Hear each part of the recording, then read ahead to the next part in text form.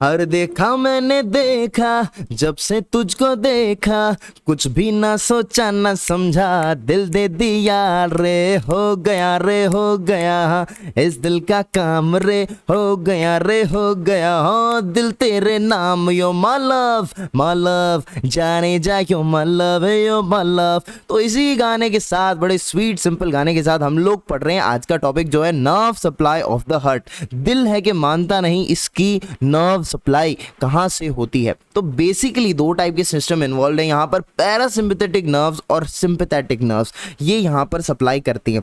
अब parasympathetic nerve होती हैं वो हार्ट तक पहुंचती हैं विया वेगस नर्व्स, ठीक है। तो parasympathetic nerve reach the heart via vagus nerve, you have to remember this. और ये जो पैरासिम्पैथेटिक नर्व्स हैं ये कार्डियो इनहिबिटरी होती है फंक्शन में।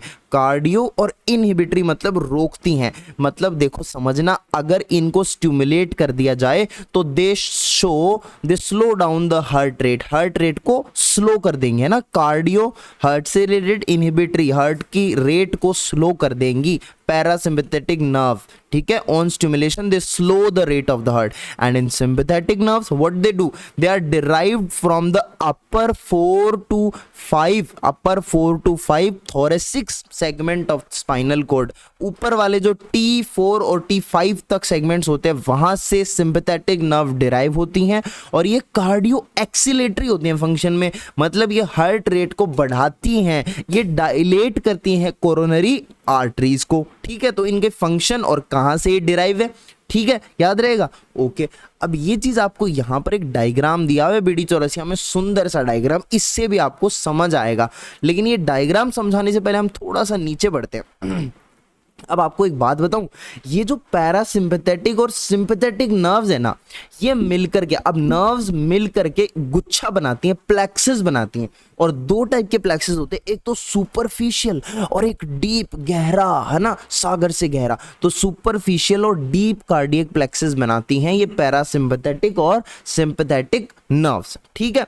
और ये जो प्लेक्सेस हैं हमारे, इनकी जो ब्रांचेस होती हैं, they run along the coronary artery to reach the myocardium. This is not very important, but superficial deep cardiac plexuses ये आप याद रखोगे। अब नंबर वाइज बात करते हैं।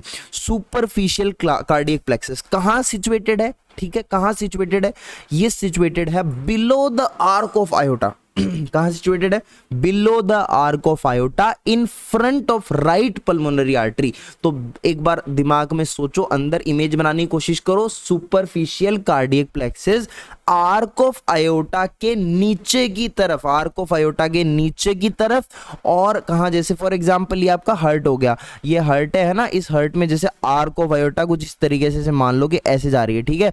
आर्क ऑफ आयोटा के नीचे की तरफ यहां पर आपको सुपरफिशियल कार्डियक प्लेक्सेस देखने को मिलेगा, ठीक है। और कहां पर, in front of the right pulmonary artery. So this is the location of superficial cardiac plexus. एक बार सारे फिर से बोल दो, कहां पर, below the arc of aorta and in front of right pulmonary artery, ठीक है। ओके, उसके बाद में हम लोग देखेंगे डीप कार्डियक प्लेक्सस की लोकेशन क्या है। तो deep cardiac plexus situated in front of the bifurcation, in front of the bifurcation of trachea.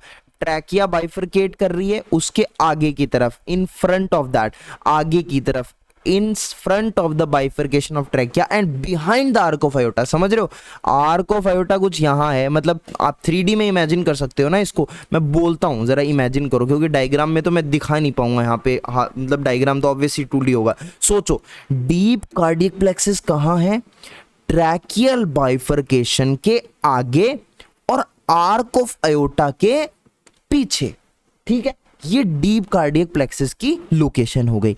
Okay, अब है ना, मैं आपको एक बार ये रीडिंग करूंगा इन चीजों की, और उसके बाद में मैं इस डायग्राम से समझाऊंगा कि आखिर कहना क्या चाहते हो, यही चीज है ना। Okay, so now let's come to superficial cardiac plexus. Location बता दो फिर से एक बार, below the arch of aorta, in front of right pulmonary artery. और ये किस किस से बनता है, ये किस किस से बनता है, ये दोनों पॉइंट्स एक बार खुद से देखना, फिर मैं आपको डायग्राम से बताऊंगा, ठीक है। अब now the plexus is connected to deep cardiac plexus and the right coronary artery and to the left anterior plexus. ये लाइन ये कहना चाह रही हैं कि जो ये अपना सुपरफिशियल कार्डियक प्लेक्सिस है ये कनेक्टेड होता है डीप कार्डियक प्लेक्सिस से भी, राइट कोरोनरी आर्टरी से भी, और लेफ्ट एंटीरियर पल्मोनरी प्लेक्सिस से भी। तो इसके कनेक्शंस होते हैं, किस किस से जुड़ा होता है? सुपरफिशियल कार्डियक प्लेक्सिस जुड़ा होता है डीप कार्डियक प्लेक्सिस के साथ, लेफ्ट एंटीरियर पल्मोनरी प्लेक्सिस के साथ, राइट एंड कोरोनरी आर्टरी के साथ। ठीक है, ये जुड़ा हुआ होता है। आपको पता है ना, हार्ट में बहुत एनास्टोम्स प्रेजेंट होते हैं, बहुत सारी ब्रांचिंग कम्युनिकेशन होता है, समझ रहे हो? वही। और deep cardiac plexus is formed by all the cardiac branches derived from all the cervical and upper thoracic ganglia of the sympathetic chain and cardiac branches of the vagus and recurrent laryngeal nerve except those which form the superficial plexus. The right and left half of the plexus distribute branches to the corresponding coronary and pulmonary plexus. Separate branches are given to atria. अब ये आपको यहाँ से समझ आएगा मैंने क्या बोला। आप यहाँ पे देख रहे हो ये है अपना डीप कार्डियक प्लेक्सिस, ठीक है, ये अपना इधर की तरफ है सुपरफिशियल कार्डियक प्लेक्सिस। अब ध्यान से देखना, यहाँ पर सप्लाई के लिए कौन कौन खड़ा है? Vagus nerve. मैंने कहा था ना वेगस, क्या रिलेट करो, पैरासिम्पथेटिक जो सिस्टम है वो वेगस के थ्रू काम करता है, ठीक है। तो यहाँ पे राइट वेगस खड़ी है, यहाँ पे इधर लेफ्ट वेगस खड़ी है, क्या करने के लिए? देने के लिए। क्या देने के लिए? ब्रांचेस अपनी देने के लिए, ठीक है। और इधर की तरफ तो ये तो पैरासिम्पथेटिक दोनों मिलके पैरासिम्पथेटिक सिस्टम बना रही है, और ये जो सिंपथेटिक चेन है ये यहाँ पे सिंपथेटिक चेन हो गई, ठीक है। तो पैरासिम्पथेटिक और सिंपथेटिक सप्लाई यहाँ से हम समझेंगे, ठीक है। अब ध्यान से देखो, सबसे पहले हम बात करेंगे सुपरफिशियल कार्डियक प्लेक्सिस की। तो सुपरफिशियल कार्डियक प्लेक्सिस को कहां से सप्लाई आ रही है? ध्यान से देखना, लेफ्ट वेगस नर्व की इंफीरियर ब्रांच, ठीक है, ये लेफ्ट वेगस नर्व की inferior branch superficial cardiac plexus तक आ रही है। और उसके अलावा ये पैरासिम्पथेटिक का खत्म, यहाँ पे और कोई ब्रांच आ रही है वेगस से? नहीं नहीं नहीं, किधर से? वेगस से सिर्फ एक आ रही है इंफीरियर ब्रांच, और वो भी लेफ्ट वेगस की, ठीक है। अब सिंपथेटिक चेन की तरफ बढ़ते हैं। अब सिंपथेटिक सिस्टम में यहाँ पे देख रहे हो superior cervical ganglion, superior cervical ganglion से ब्रांच आ रही है सुपरफिशियल कार्डियक प्लेक्सिस के साथ, ठीक है। सुपीरियर सर्वाइकल ब्रांच आ रही है, ठीक है। अब इसी चीज को यहाँ पे इन्होंने पॉइंट की फॉर्म में लिखा है, the superior cervical cardiac branch of the left sympathetic chain. ये अपनी वाली इधर वाली होगी लेफ्ट सिंपथेटिक चेन, यहां से सुपीरियर सर्वाइकल कार्डियक ब्रांच आ रही है, ठीक है।